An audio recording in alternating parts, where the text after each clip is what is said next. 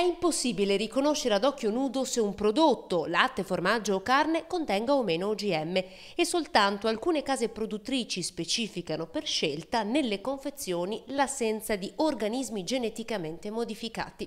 La campagna No OGM è partita proprio da Padova e coprirà a partire da oggi con squadre da tutto il Veneto 50 comuni in tutti i supermercati.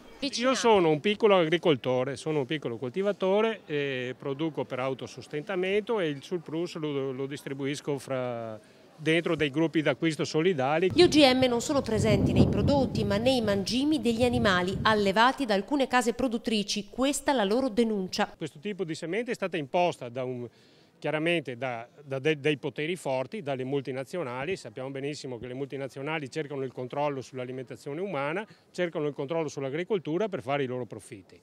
Noi vogliamo difendere la salute dei cittadini, difendere l'agricoltura del nostro paese perché rischia di essere compromessa in questo modo, capito? E vogliamo difendere l'ambiente. Il gruppo ha portato la questione anche in regione, ma sul tema della tracciabilità ancora poco è stato fatto. E come può tutelarsi allora il consumatore? Lo può fare o scegliendo direttamente cibi che sono dichiarati OGM free o chiedendo, capito? Cioè è quello che stiamo facendo noi adesso, andando davanti ai supermercati alla grossa distribuzione, chiediamo che venga indicato come sono stati alimentati gli animali. Non è un problema solo di addetti ai lavori, non siamo solo noi che andiamo davanti ai supermercati.